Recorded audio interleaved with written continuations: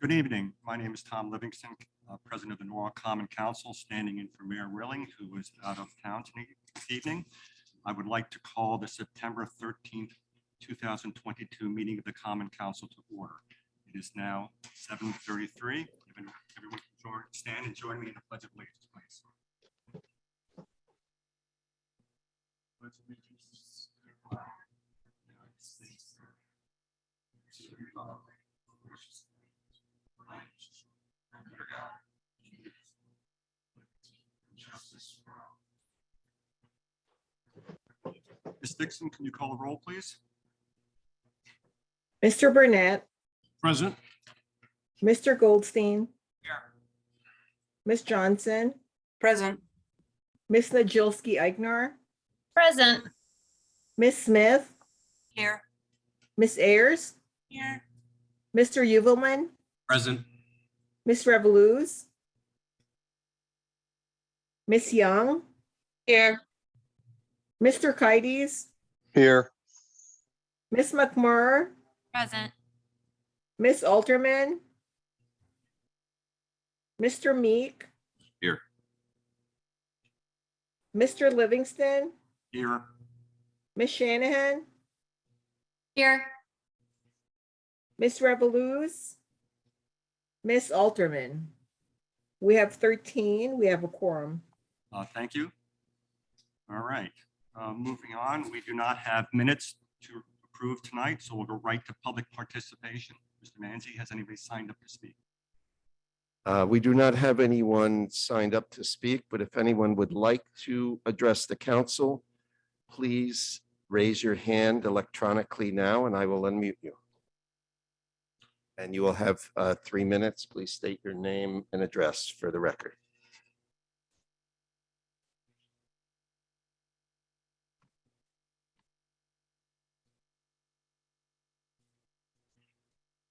No one? No, I do not see anyone. Does any member of the Common Council have anything like to read in the record from the constituent otherwise? Okay, I will now close public participation and moving to the mayor's remarks. The first item in the resignations and appointments. Resignations, we have Chris Gabrielidis from the Zoning Board of Appeals, Angela Wasuna, Housing Authority Board of Commissioners, Carl Dickens from the Oak Hills Park Authority, Danielle Sanchik, Zoning Board of Appeals, alternate, and Jacqueline Jordan Byron from the Planning and Zoning Commission as an alternate. I want to thank all of these individuals for their service to the city. I know it's a lot of hard work and it's much appreciated. And I will note that 4 of these individuals will be moving on to other roles, including Mr. Dickens and Ms. Wasuna, who have just recently been appointed to the Charter Revision Commission. So moving on to appointments. First appointment is Danielle Sanchik to the Zoning Board of Appeals, regular. Do I have a motion? So moved. Great. Please, Nora, Ms. Chelsea. Thank you. So I'm pleased to support the appointment of Danielle Sanchek from an alternate on the Zoning Board of Appeals to a regular position on the Zoning Board of Appeals. Danielle is an architect herself. She has substantial experience being on the other side of a ZBA hearing and has brought that already to her work on the Zoning Board of Appeals. She's raised a number of important questions, including some that have then been passed on to us as council members. And I really appreciate her service so far. And I look forward to her continuing her work with the ZBA. Thank you. Thank you, Ms. Najilski-Eichner. Are there any other comments? Seeing none, I'll call for a vote. All in favor? Opposed? The abstentions? Okay, the motion passes unanimously. Congratulations, Ms. Sanchik. Next appointment is for Jacqueline Jordan Byron to the Planning and Zoning Commission as a regular member. Do I have a motion? President Livingston, may I recuse myself, please, President? Yes, please. Thank you. The record reflect that Ms. Johnson has recused herself from this appointment. Ms. Young. Thank you, Mayor Livingston. No, not that. I'm just a joke. I am completely honored to move Jacqueline Joyner, Byron, JJ forward as a member of the Planning and Zoning Commission. In her role as an alternate on the commission, I think she has been at every meeting and has done all of her homework and has been very diligent in serving in that capacity. And I'm happy that we saw fit to move her up to be a full-fledged planning and zoning commissioner. I think, when we read her resume, her background in conflict resolution and actually just dealing with people will serve her well in that commission and in other areas that she is with. She's very involved and engaged in the party. And I'm just happy to move her forward so that she can fulfill her term for the next, I think it's 2 years or so. So I'm happy to do it. All right, thank you, Ms. Young. Are there any other comments? Oh, Mr. Goldstein. Thank you. I know JJ to be an incredibly conscientious person and someone who I know I've spoken with her about this, about being on the planning and zoning commission a number of times because I was once an alternate and a regular. And so I know she is someone who's absolutely jumped in with both feet and someone who has just made already in the months she's already been in the commission a really substantial contribution. So I think that this appointment is absolutely warranted, and I'm so happy for my friend JJ. Thank you, Mr. Goldstein. Any other comments? Seeing none, I'll call for vote. All in favor? Any opposed? Abstentions? None. Passes unanimously. Congratulations. All right. I'm right into council business then. Just a short statement first. I just want to note that we're very disturbed to hear about the incident at the Oyster Fest on Saturday night. We condemn any violence, and we understand this is an ongoing investigation and wish the officer a speedy recovery. On a more upbeat note, I want to note that this past Saturday, more than 75 volunteers collected more than 840 pounds of trash along the Norwalk River as part of the International Coastal Cleanup Day. Every bottle, straw, piece of trash collected in the waterways keeps it from flowing into the Long Island Sound. And I'm pleased to note that fewer plastic bags have been collected since the city enacted a plastic carryout bag ban back in 2019. So that's good news. I'll note the sponsors for this year's Norwalk cleanup were Save the Sound, Skip the Plastic Norwalk, Norwalk River Watershed Association, Norwalk River Rowing, Keep Norwalk Beautiful, Orca Foundation, Cleaner Connecticut Coalition, Harbor Watch, Maritime Aquarium, Norwalk Community College. So thank you all for that. And with that, I will turn it over to Ms. Ayers for the consent calendar. Thank you, Mr. Chair. 6A Corporation Council.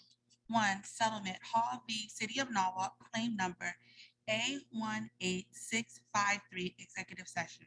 2. Authorization to settle claim Zawilkich et al. Williams, executive session.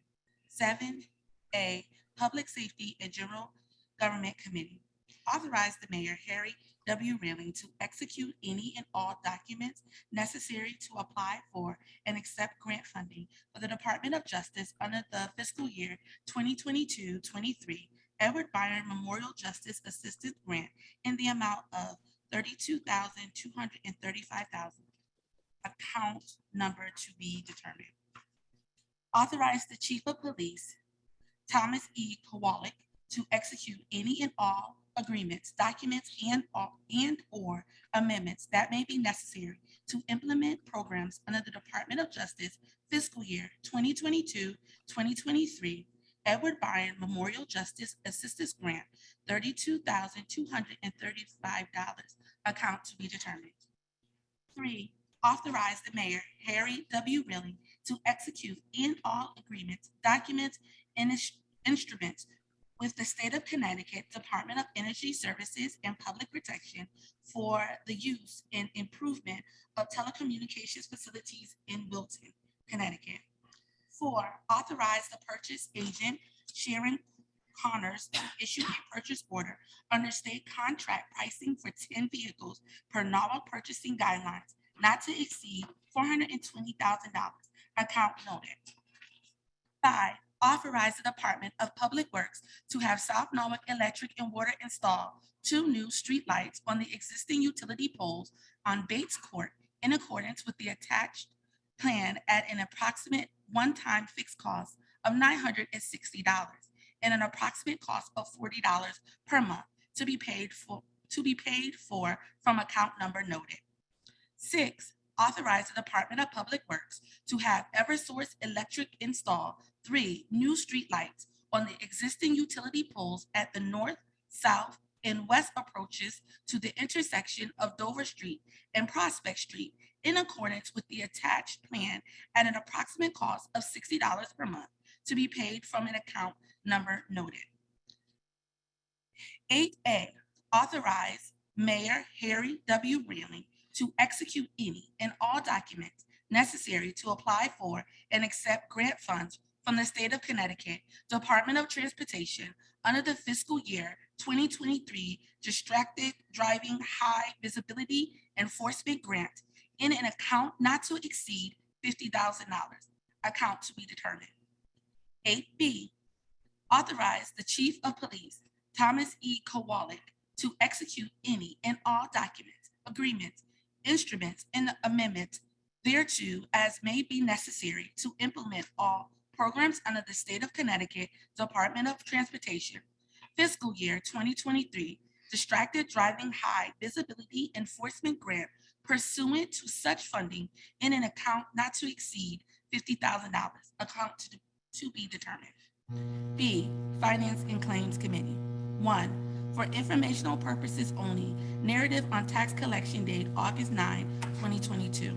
2, for informational purposes only, monthly tax collectors report date July 2022. 3, for informational purposes only, report of the Claims Committee dated September 2022. 4, for informational purposes only, narrative on tax collection date September 6, 2022. 5, for informational purposes only, monthly tax collectors report dated August 2022.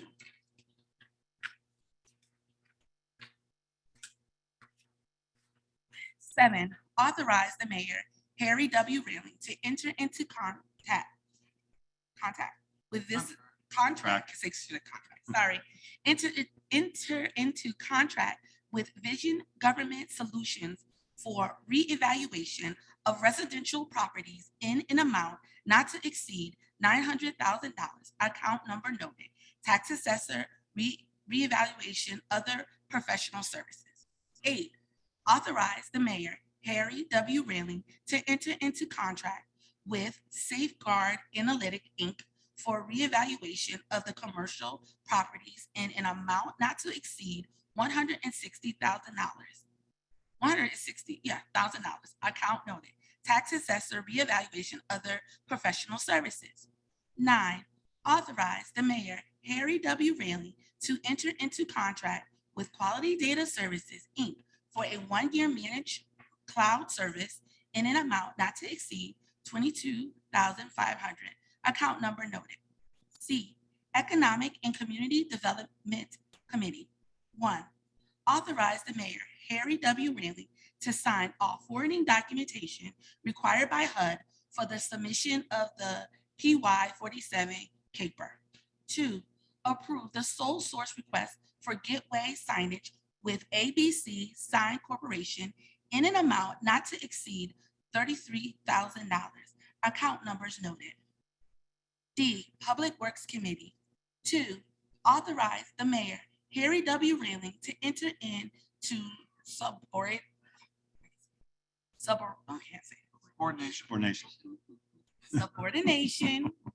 We're going to get it together tonight. Subordination agreement and such other documents incidental thereto with Metropolitan Reality. Here we go. Good teacher time. I'm going to do it again. 2, authorize the mayor, Harry W. Railing, to enter into subordination agreement and such other documents incidentals thereto with Metropolitan Realty Associates LLC with respect to the city's general utility easement recorded in volume 8478, page 249 of the Norwalk Land Records and in connection with the Metropolitan Realty Associates LLC ELUR application to D. 3, authorize the purchasing agent to issue a purchase order to Generous Ford LLC for the purchase of two 2022 F-350 crew cab dump trucks for a sum not to exceed $111,200, $111,246.60. Account number noted. 4, authorize the interim Chief of Operations of Public Works to execute an order on contract to the agreement between the City of Norwalk and Ty and Bond for construction inspection observation services for an amount not to exceed $150,000. Account numbers noted. E, land use and building management. 1B, authorize the Office of Building Management to execute change orders on contracts for additional design service for a total not to exceed $100,000. Account noted. 2, authorize to increase the contingency of the contract with GL Capcastle Inc. for City Hall cupola repair and painting project for an additional $12,927.97. Funds are available in account noted and account notice. 3, authorize the mayor, Harry W. Railing, or his designee to execute a consent order with D relating to vapor recovery testing requirements for the police headquarters gasoline pump station. Ends the conclusion of the consent calendar, Mr. Chair. Thank you, Ms. Harris. Very well done. Now call for a vote on the consent calendar as read. All in favor, indicate by raising your hand. Any objections? Any opposed? Seeing none, it is unanimous. Okay. Moving on then to item under Public Safety and General Government Committee, item 7A7. Ms. McMurray. Yes, I will read it. Approval and vote on the salary adjustment for ordinance employees retroactive to July 1st, 2022. I believe we have Ms. Tina Fogel here to speak to this item. Ms. Vogel. Hello, good evening. As we do each year, the mayor is recommending that we provide a salary increase for the 22 ordinance employees listed on the documentation that was provided to you, which is in conjunction with the salary increases that the collective bargaining unit employees received beginning July 1 of 2022. Is there any discussion on this item? Ms. McMurray, do you have anything else to add?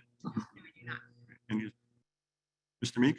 Just one question. These were done absent performance reviews. I'd just like to understand the timeline for any subsequent performance reviews, if those will be, if these salary adjustments will be contingent upon those in the future, and any kind of timeline you can share on that would be great. Thanks. Sure. So it's my understanding that in the past, performance evaluations have been conducted in connection with the bonus pool, which I believe was eliminated in this, the Common Council voted, we actually just paid out the last bonus pool stipends just recently in the last few payrolls after the mayor's, everyone received 1%, and then he had a discretionary, I believe, $25,000 that he made the decision as to who it would receive, and that was from a prior Common Council vote. So we are working, I've been working with the mayor's office, obviously, you know, I'm new, on creating a new evaluation system that all ordinance staff will go through that will have nothing to do with, I mean, we can discuss merit later, but this is really more of a cost of living increase that's connected with the collective bargaining agreements. But having said that, we do absolutely believe that performance evaluations are a necessary part. Feedback is important for all staff members. There's nothing in the collective bargaining agreements that permits the city right now to conduct performance evaluations for collective bargaining. So we're going to be actually talking to the unions about those, but we will be instituting a formal process for all ordinance employees listed on that.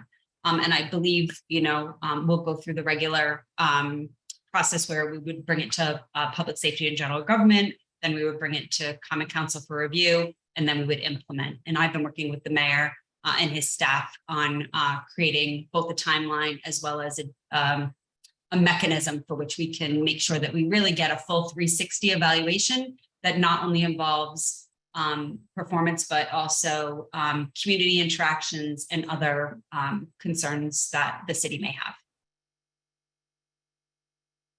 Thank you. Mr. Meek, anything else? Any other questions or comments?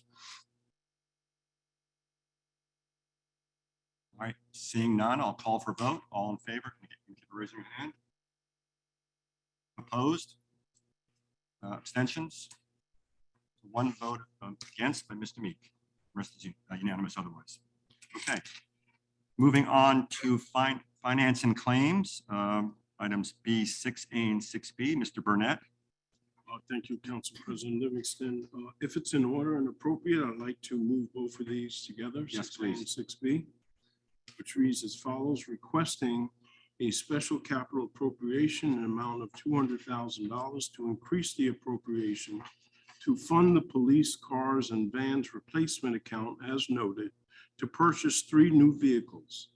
This capital appropriation shall be funded through a reallocation of $200,000 of authorized but unissued general obligation bonds or notes of the city from project as noted, Police Communications Council.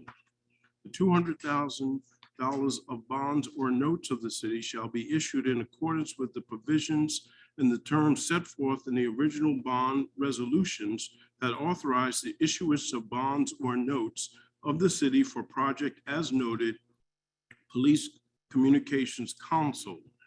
Item 6B reads as follows: be authorized in the amount of $200,000 of authorized but unissued bonds from the Police Communication Council account to purchase 3 vehicles for the police department. I'd like to move these 2 items. Thank you, Mr. Burnett. Any comment? Yes.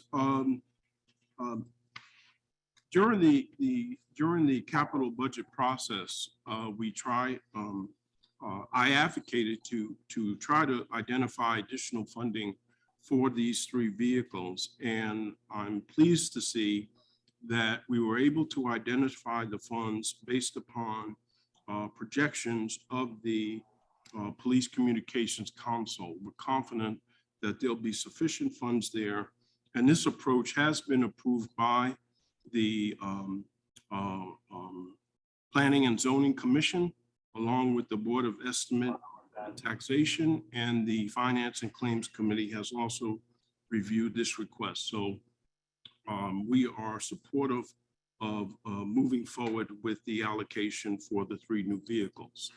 On the call today, on the council meeting today, we have Deputy Chief Zecker on the call, along with Mickey Dosimo.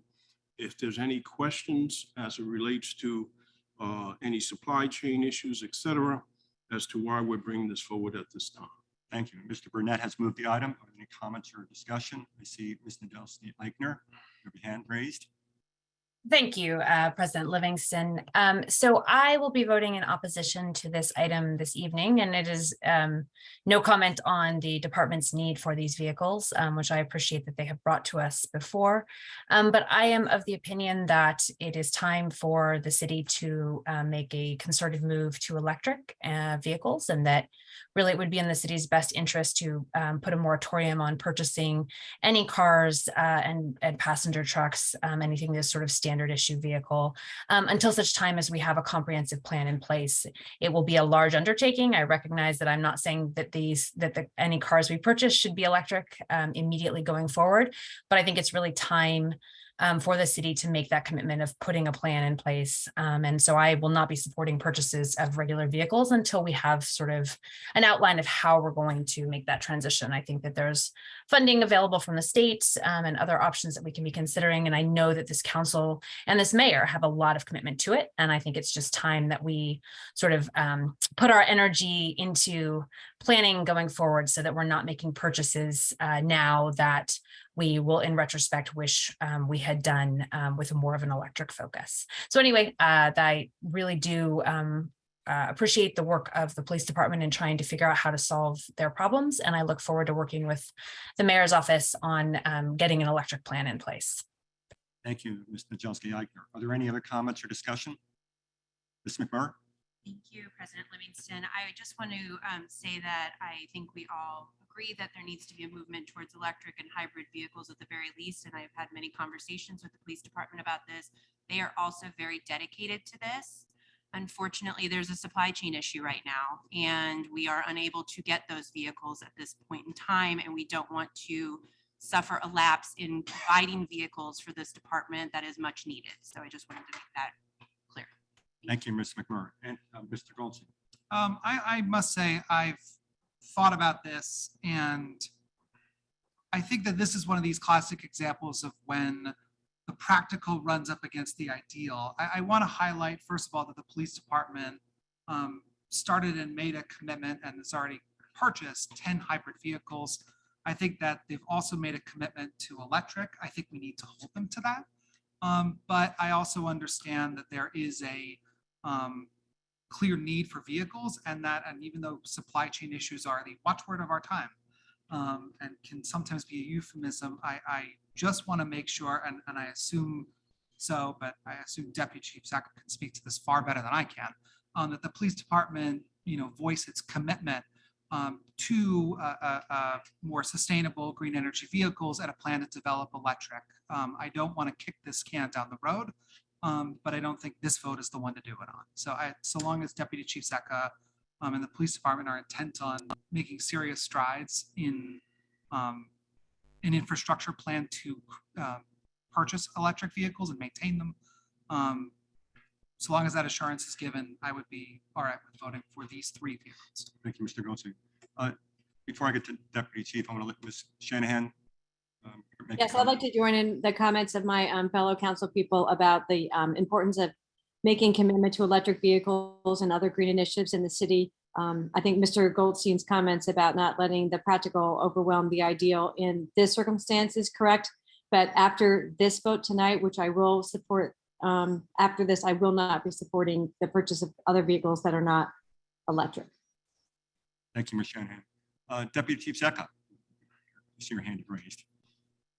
Thank you. What I would like to mention is in early August, we met with Live Green Connecticut and a representative of Ford to discuss a transition to electric vehicles.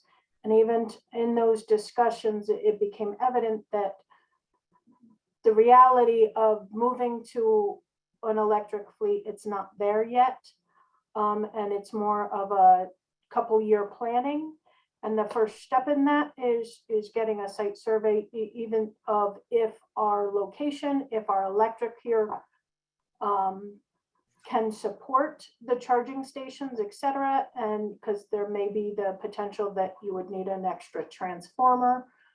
So we have moved toward that, toward being able to get that site study to even evaluate the property to see if what infrastructure improvements we would need at the police department.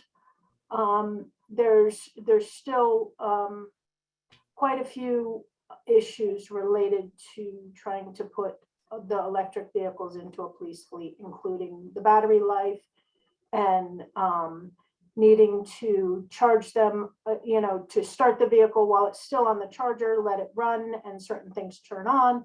And the ability for all of the electrical equipment that we need in a police car, including dash cameras, which were now mandated by law, to be able to run and charge on these vehicles. So we have absolutely been exploring it, and it just looks like that really is a multi-year plan to be able to input something. We're just not quite there. Thank you, Deputy Chief. Are there any other comments or discussion? Okay, I will call for, oh, Ms. Young.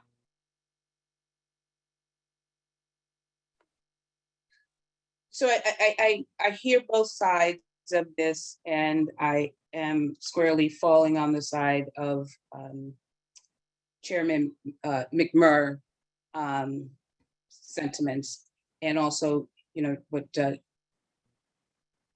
Councilmember Goldstein had said himself. And I also understand Councilwoman Nojelski-Eichner's point. But I think we need to buy these cars. We need to do what we need to do right now, because as Deputy Chief Zeka has explained the process, but it also sounds as if, and maybe you've talked about this, and I'm not sure where, have we done a study of our entire fleet? I think we don't want to just maybe focus on the police department, but other city vehicles at some point. And not sure where that would fall.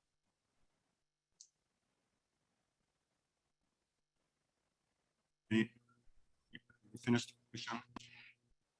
All right, thank you. Any further discussion? All right, seeing none, I'll call for vote. All in favor? Opposed?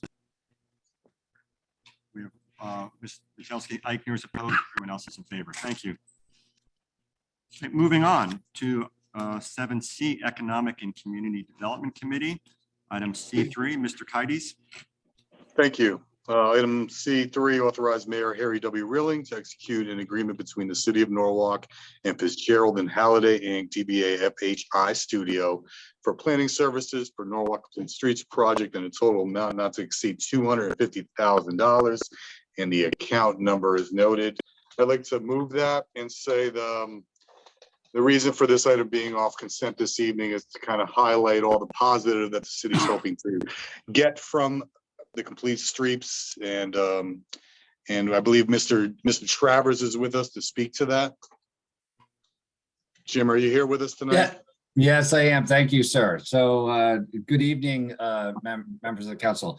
Thank you for bringing this item up. I applaud you for taking the bold stand to be one of the over 1,600 communities across the nation that have adopted complete streets legislation, including 35 states that have also adopted as well, Connecticut being one of them.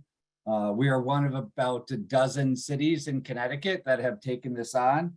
And this is really a bold move to make sure that our streets are safely, conveniently, and invitingly there to serve road users of all users, regardless of their ability. So we are, we will continue to look at safety for vehicular travel while we're looking at, how do we improve the cyclist network in our city? How do we create better sidewalks that people are feeling more comfortable on? How do we serve those members of our community who have disabilities, who rely on public transportation?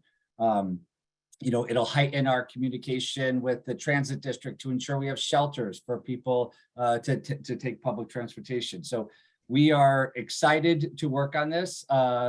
Not able to join us tonight is Garrett Bilella, and I would be remiss if I did not give appreciation to him for the countless of hours of research that he put in creating the RFP that we submitted and then ultimately chose FHI. We worked across departments. We worked with DPW and engineering, as this plan will also look at what are our plans for these roadways, how and also looking at our legislation and making sure our legislation is consistent with our goals and objectives as we go forward. So I'm happy to answer any questions that you have regarding the legislation. Mr. Kides, do you have anything else on this? Just want to say, Jim, and to you and your team, thank you for all your hard work and your initiative. I know this has been on the back burner for a while, and it's nice to see it finally moving forward. Thank you, sir. We are very excited to work with you to make these things a reality. I will echo that. I really want to applaud you and Garrett and Vanessa and everyone else who's involved This is, I just want to note, it's consistent with the POCD. It's what was recommended to be done, and I'm really glad to see you moving it forward. Improve our streets for all users and increase walkability and bikeability in the city, which is a wonderful thing. My only concern is that it's going to take so long. So I just hope you can move it along as much as possible. Other than that, I think it's great. We are excited to get started, and we'll be more excited to get finished. But we want to make sure that that process is really complete and that everybody along the path understands, the direction we go, and that people have people really feel that this is an opportunity to have a say in how their community looks and feels going forward. Are there any other questions or comments or discussion? Mr. Burnett.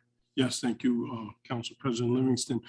This is a very welcome project, especially when we talk about sustainability and encouraging more people to walk more and to bike more. It starts with building a safe and secure infrastructure, which this project will ultimately lead us towards Vision Zero, which is a fantastic initiative, one that very few cities in the state of Connecticut have undertaken. So I'm elated to see that we are heading in that direction to provide an infrastructure where we will be sharing all modes of communications within the city of Norwalk. Thank you, Mr. Burnett. Are there any other comments or discussion? Seeing none, I'll call for a vote. All in favor? Opposed? Abstentions? None. Passes unanimously. Thank you, Mr. Kaides. Thank you, Jim. Moving on to Public Works Committee, item 7D1. Ms. Smith? Thank you, Mr. Livingston. Approve the request for the honorary naming of Trinity Place to Bishop Joseph D. Clemens Senior Place. I'd like to move that and say a few words, if I may. Please. Bishop Clemens was, the official request was made for this honorary naming by Dr. Deval Hodge, the senior pastor at Miracle Temple Church of God in Christ, which is the church that Bishop Clemens founded. He also established the South Norwalk Social Service Center and has given tirelessly and endlessly to his community, to the residents of Norwalk, families and children. He not only has done this work, but he has worked as a Spanish teacher at Harding High School in Bridgeport, an elementary school teacher in Baltimore. He was a Norwalk Common Council member beginning in 1995, a three-term Connecticut State Representative for the 140th District, co-founder of Pivot Ministries, and a board member at the Norwalk Economic Opportunity Now, which is NEON, of course, and co-founder of the International Ministers Fellowship of Norwalk and Vicinity, and a Norwalk Fire Department chaplain. This is a man who has really given and given to his community in so many different ways. I would like to note that during the Public Works Committee meeting, we had many members of the public speak on behalf of the naming of Trinity, the renaming of Trinity Place. We did not have anyone with us here tonight, but I do want to note that this passed unanimously in the committee. It's also important to note that Bishop Clemens is still alive, and our ordinance, there was a change in our ordinance a couple of years ago to allow for that someone who has given so much to his or her community that they deserve this type of honor as opposed to waiting until they have passed away. So he is able to see the fruits of his work.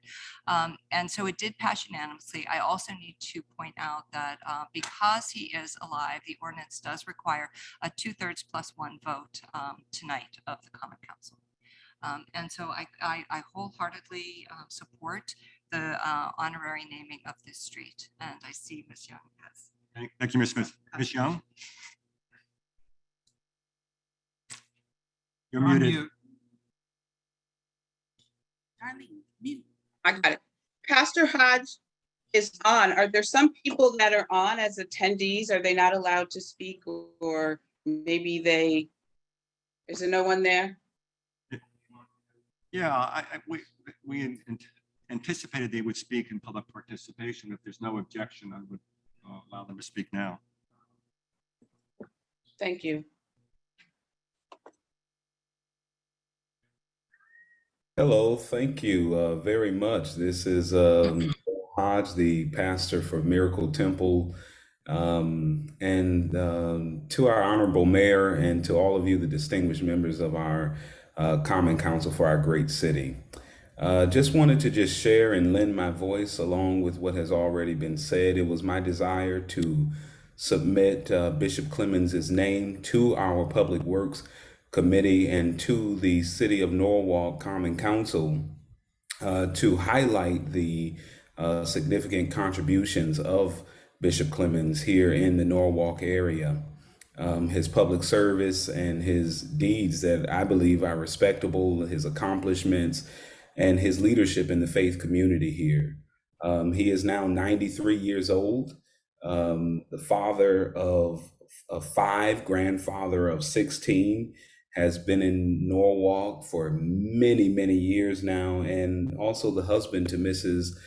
Fran Collier Clemens, commissioner for the City of Norwalk Police Department.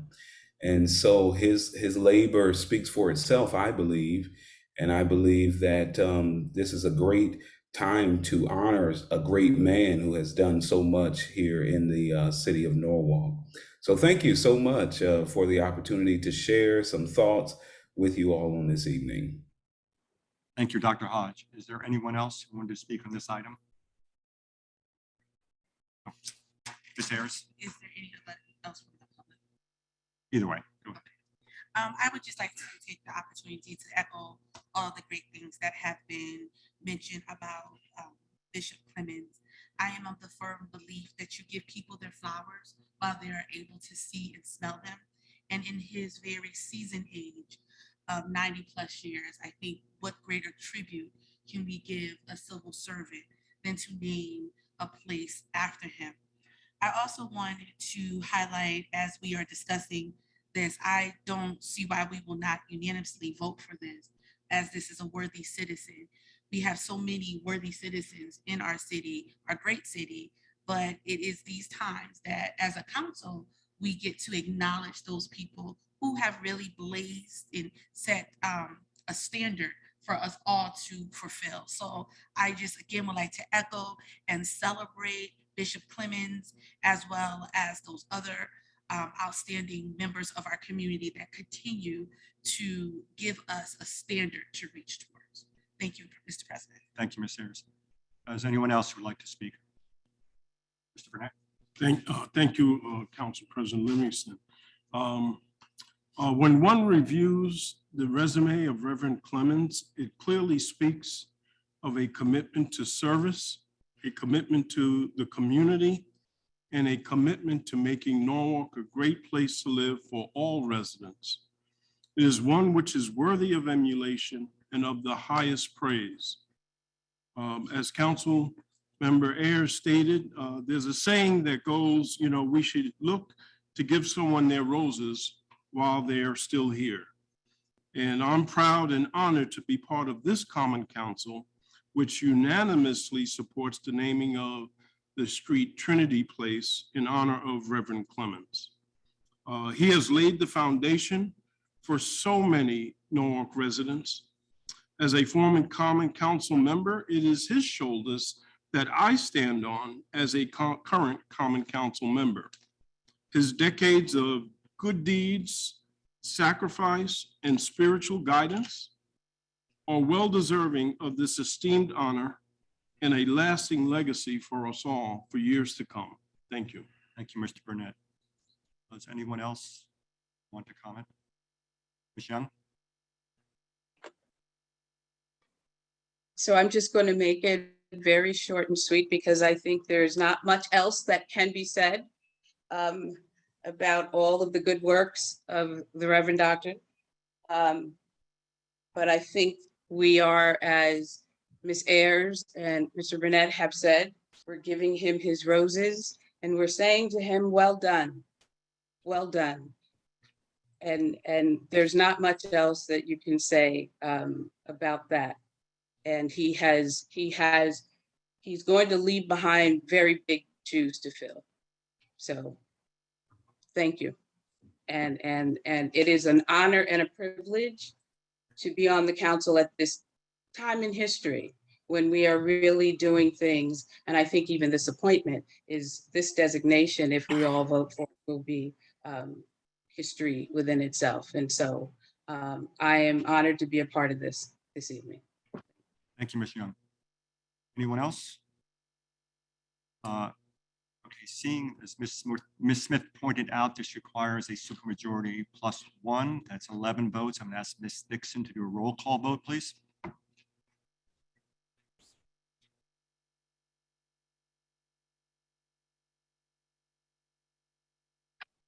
Ms. Dixon, can you hear me?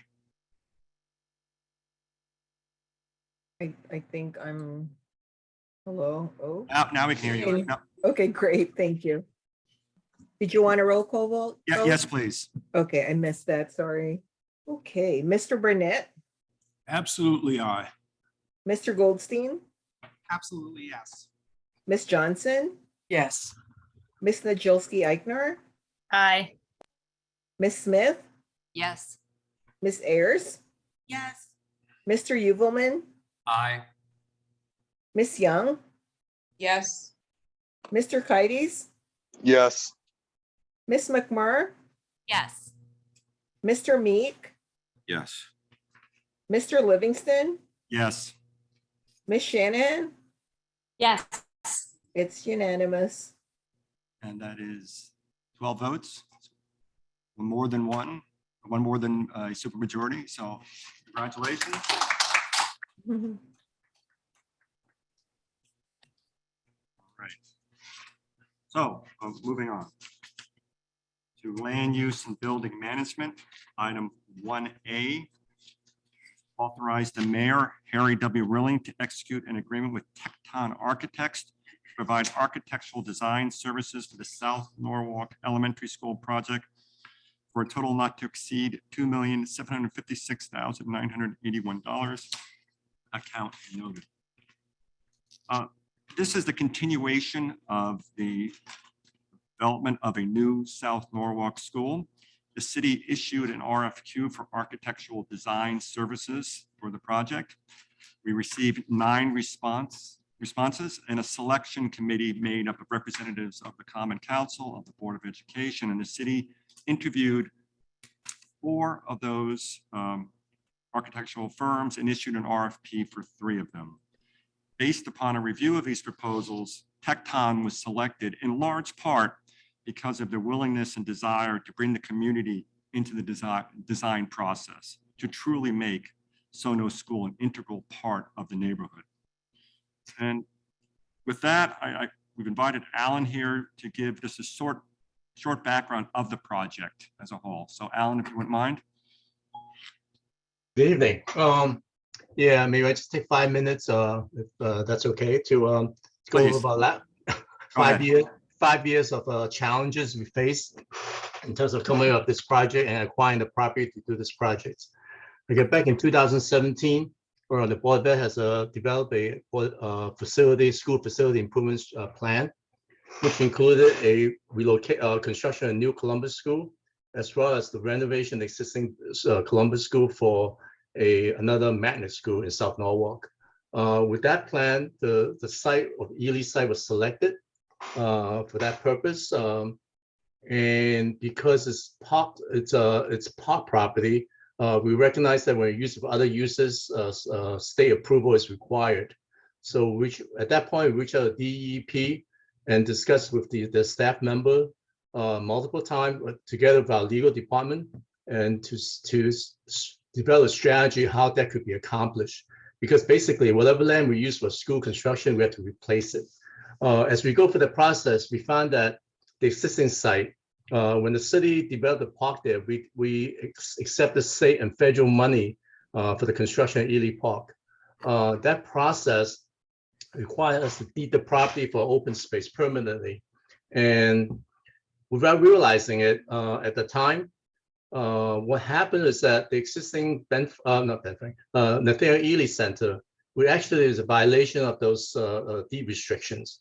The reason being is that when the property is deeded for park purposes, we should have excluded the existing building, which is the Ely School, out of the deed restriction, but that wasn't done.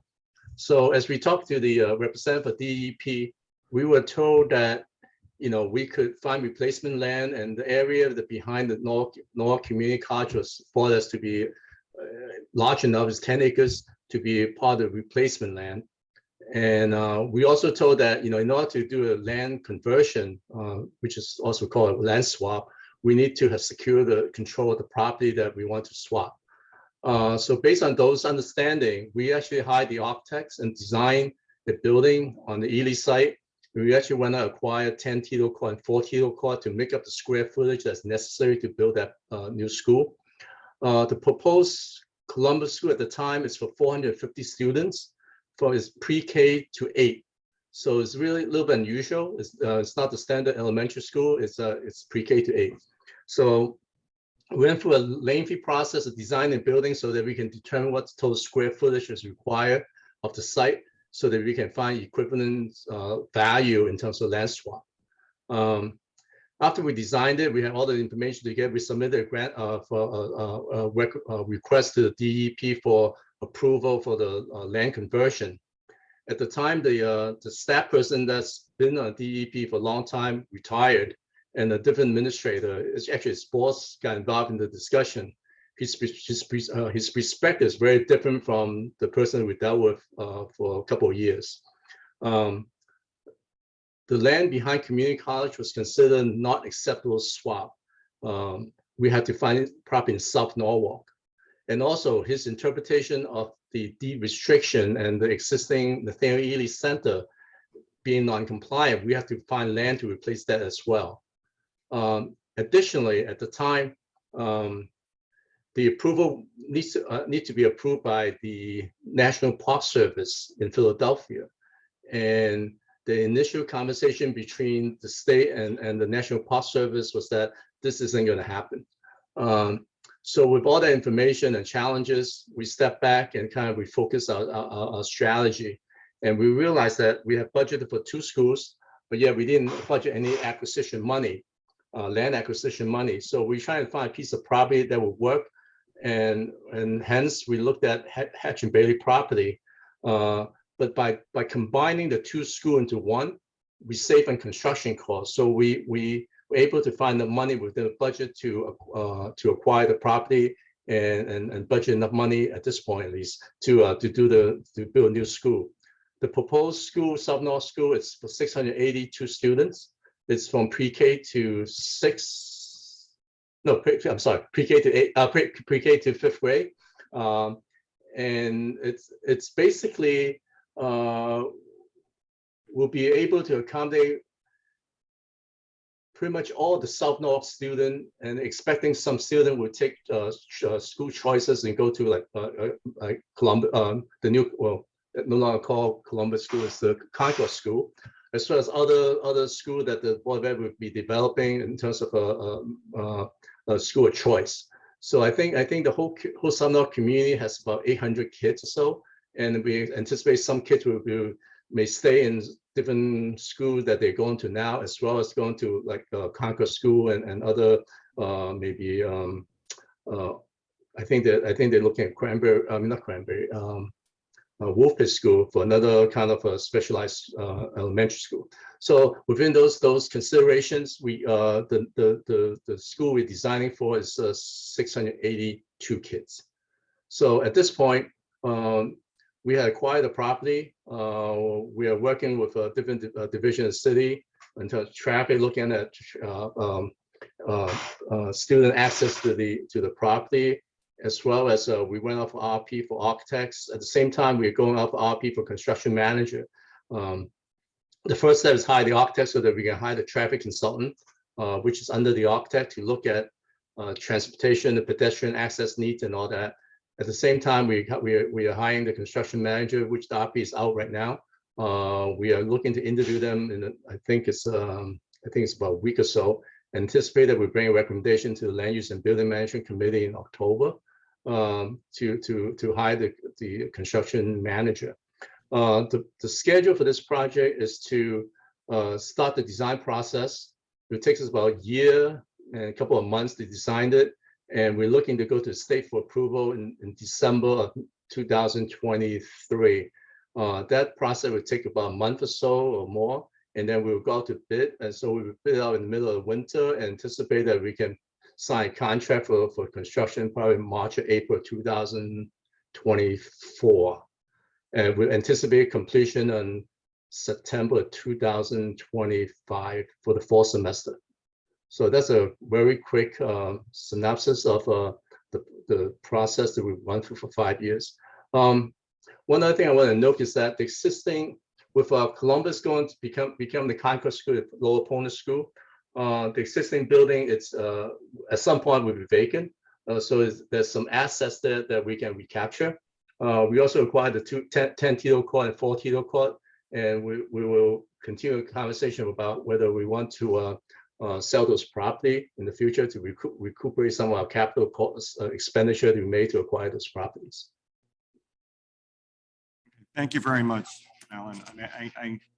I know firsthand how hard you've worked on this project from almost when I got on the council, and you mentioned 5 years, but it seems like a lot longer, and you've overcome so many obstacles to get us where we are today, to get something actually moving and to see the school in the real future coming together. I really appreciate that, and thank you.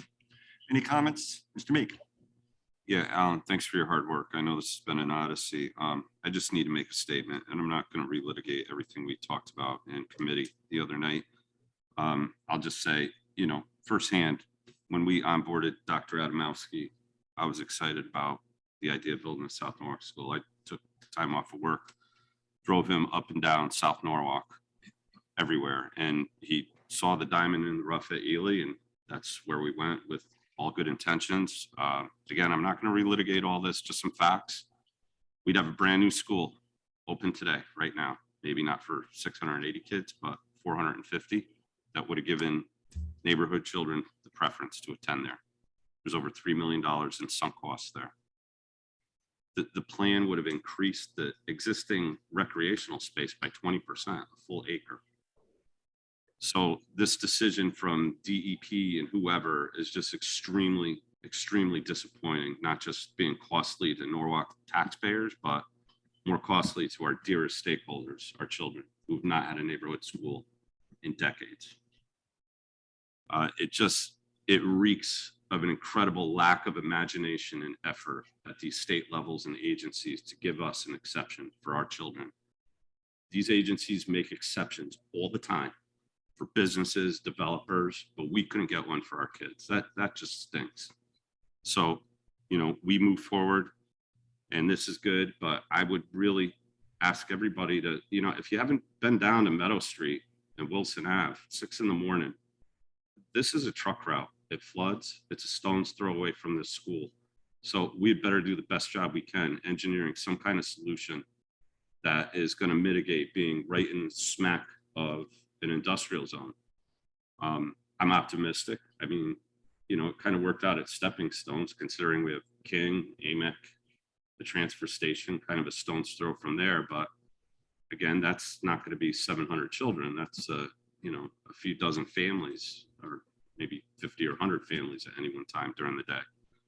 So in any case, here we are 5 years later. We could have had a school, we don't. And my hope is that 5 years later, we don't find out all these little problems and glitches along the way that screw us yet again, and worse, our kids. And right now, it's lining up to me to look like one of the worst decisions the city has made since permitting Manresa.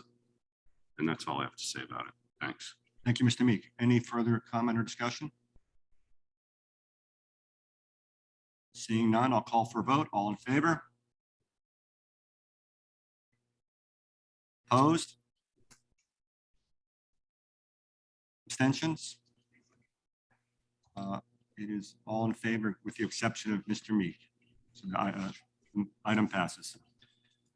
And with that, I will look for another motion. Ms. McMurray, motion to adjourn is made. All in favor? Motion passes. Good night, everyone. Thank you.